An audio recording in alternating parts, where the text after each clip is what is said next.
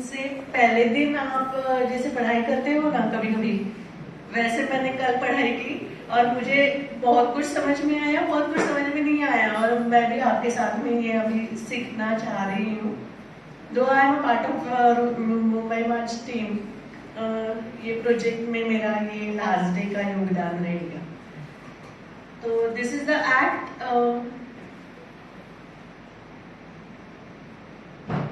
yes, this is the Act, Maharashtra Slum Areas Improvement, Clearance and Development Act 1971।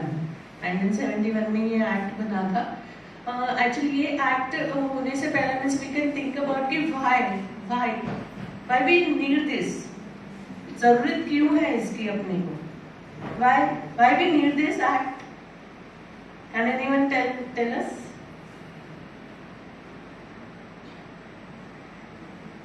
क्योंकि the act is to make better provisions for improvement and clearance of slum areas in the state and their redevelopment projects।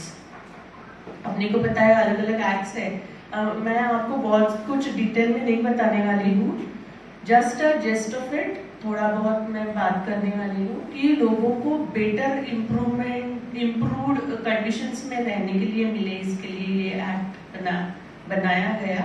और वो कुछ proper structure होना चाहिए ना, कुछ भी हम लोग लाते हैं लोगों के सामने तो उसका एक प्रॉपर स्ट्रक्चर होना चाहिए, तो उसके लिए ये एक्ट बनाया गया।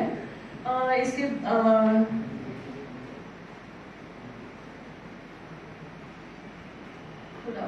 अभी इसमें डेफिनेशंस भी है, हम लोग इसके नीचे जाएंगे और थोड़ा अभी इसमें लैंड, व्हाट इज लैंड, आप लोगों को ये तो मालूम होना चाहिए ना कि स्लम एक्ट में लैंड जो बोल रहे हैं वो क्या है।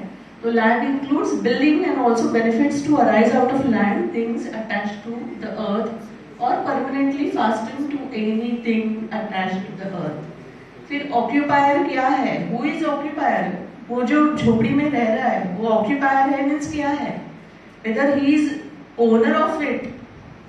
आपने देखा रहेगा कि झोपड़ी में लोग रह रहे हैं लेकिन वो ओनर नहीं है, बराबर है ना, वो जगह किसी और की रहती है और वो लोग भाड़े पे रहते हैं, सालों से रह रहे हैं वहां पे, उनका एक जनरेशन गया, दूसरा जनरेशन गया, अभी शायद तीसरा जनरेशन है उनका वहां पे।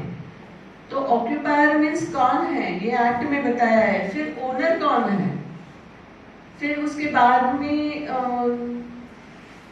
स्लम लॉर्ड्स, स्लम एरियाज क्या है और स्लम लॉर्ड्स, ये बहुत बड़ा प्रॉब्लम है, इसके लिए ये एक्ट जरूरी है कि ये लोगों को उनका जो एक्टिविटीज है, इलीगल एक्टिविटीज, वो कर्टेल करने के लिए, उनको क्या बोलते हैं, रिस्ट्रिक्ट करने के लिए।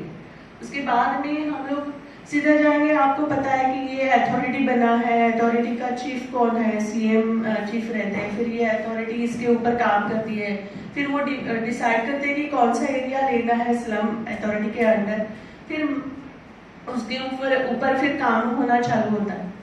तो इसमें थोड़े बहुत मैंने क्वेश्चंस मैंने भी गूगल किया है, सर ने बोला वैसे गूगल से मैंने कुछ क्वेश्चंस और उसके आंसर्स मैंने देखे, तो वो हम लोग देखते हैं, तो बहुत शॉर्ट में फिर अपना हो जाएगा कि what are the conditions of SRA? Under the SRA scheme, slum dwellers get houses free of cost, but they can't sell or rent them out for next 10 years. अभी जस्ट रिसेंटली इसमें change आया है, अभी ये 10 years से 3 years तक नीचे आ गया है, तो उसके बारे में बाद में शायद ये बात करेंगे आदित्य सर या तो गोपाल सर की, ये कैसे क्या बोलते हैं, कैसे रोका जाए ये, क्योंकि हम लोग उनको घर क्यों बना के दे रहे हैं, बेटर कंडीशंस उनको मिले रहने के लिए, उनके फैमिली के लिए। क्योंकि मैंने लेबर लॉ में स्पेशलाइजेशन किया है, तो तभी जब ये हम लोग सीखते थे और अलग अलग कंपनियां में जाते थे, तभी देखा था कि आपका अगर वर्किंग कंडीशन अच्छा हुए तो आपका फैमिली अच्छा हो जाता है, और आपका फैमिली कंडीशन अच्छा हुए तो it affects to your work. अगर अच्छे फैमिली में, अच्छे एनवायरनमेंट में आप रह रहे हो तो you give good output in the company और wherever you are working. So we are thinking about it, क्योंकि अपने को ये करना है। लेकिन अगर ऐसे हम लोग घर दे भी और 3 साल के बाद वो बेच के फिर आगे दूसरी जगह पे जाके फिर से झोपड़े में रहे, तो इसके बारे में बाद में बात करेंगे ये लोग। So is it good to buy a SRA flat? अगर कोई आपको पूछे, शायद ये सब आपके लिए रेलिवेंट नहीं है क्योंकि आर्किटेक्चर कॉलेज में सर भी पूछेंगे कि ये क्या सिखा रहे हो, दिखा रहे हो हमारे बच्चों को, लेकिन थोड़ी बहुत जानकारी अगर आपको कोई अप्रोच करे तो होना चाहिए इसके लिए कि according to the amendment rules only 1 person in the family who is eligibility. हाँ, इसका देखते हैं कि only 1 person in the family. अगर 10 जन का फैमिली है तो 10 घर नहीं मिलेंगे आपको, आपको एक ही घर मिलेगा। कि according to the amendment rules only 1 person from the family is eligible for the tenement under the rehabilitation scheme. Is it good to buy SRA flats? Purchasing a SRA flat seems to be lucrative housing option. However, there are some risks involved. अगर ऐसे घर लेते हैं कि इधर भी घर लेना है तो अपने को उसका रिस्क तो देखना ही पड़ता है, क्योंकि you need to go through the title search करना पड़ता है आपको कि ये प्रॉपर्टी जो बेच रहे हैं हमें वो उनकी है या नहीं है। ओके, बाद में कहना get a loan on SRA flat. अगर आपके पास है SRA फ्लैट तो लोन बैंक से मिल सकता है, तो हाँ आपको लोन मिल सकता है। देन कहना है sell SRA flat after 5 years। वो मैंने अभी बताया कि जितेंद्र अवार्ड सर ने वो जस्ट रिसेंटली 3 years किया है। उसके बाद में व्हाट इज TDR? आपको TDR के बारे में तो पता रहेगा, since you are into architecture college. तो ट्रांसफरेबल डेवलपमेंट राइट्स जो होते हैं वो additional floor area ratio for making slum redevelopment projects financially viable. ये क्या होता है कि बहुत बार ऐसे हो जाएगा कि भाई developer will put his hand into SRA, तो उसको भी तो उसमें से फायदा होना चाहिए ना। अगर मैं उसमें पैसा लगा रही हूँ तो मुझे भी तो उसमें से कुछ मिलना चाहिए। तो that is why the TDR scheme is there. What is photo pass in Mumbai? This is the most important thing. Photo pass not only enables the eligible slum dwellers to reap the benefits of the slum rehabilitation authority scheme, but also gives the photo pass holder the right to select their building for the redevelopment in their area. Okay, तो जो ये approach करते हैं लोग उनके पास में ये photo पास होते हैं।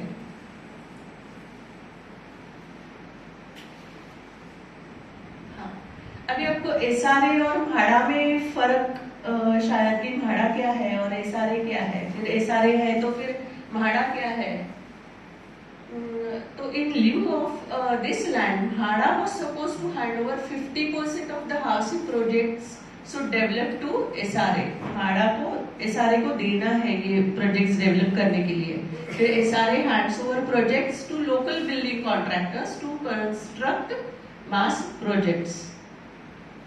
फिर composite building in SRA। Composite building जो मैंने अभी बताया, वैसे कि बोथ रिहैब भी कर रहे हैं, वहां पे लोगों को एक साइड में उनको घर भी बांध के दे रहे हैं स्लम ड्वेलर्स को, और एक साइड में वो अपना भी प्रोजेक्ट खड़ा कर रहा है। What is FSI? FSI के बारे में आपको पता रहेगा कि FSI is what is it? Floor space index. फिर फंजिबल FSI के बारे में पता रहेगा। अभी last question, can SRA flat be gifted या तो ट्रांसफर्ड? तो it can be transferred, okay, as a gift. Okay, अभी हम लोग ये सब SRA के बारे में बात की, मैंने ट्रांसफर ऑफ प्रॉपर्टी के बारे में बात नहीं की, ना मैंने क्या बोलते हैं कि 7A क्या 712 एक्सट्रैक्ट, शायद आपने 712 उतारा के बारे में सुना रहेगा, 8 के बारे में सुना रहेगा। तो आप जब ये प्रोजेक्ट हाथ में लेंगे, मुझे ऐसी आशा है कि सिर्फ प्रोजेक्ट ही आप बना के सबमिट नहीं करोगे, तो you will take it as a challenge, और आप लोग आगे जाके you would get involve in this development. तो आपसे जब ये सब हो जाएगा तो भी आपको ये पता होना चाहिए कि what are the transfer of properties कैसे होते हैं, फिर उसका हम लोगों को सर्च कैसे लेना है कि ये प्रॉपर्टी के ओनर कौन है, कहाँ से ये चालू होता है।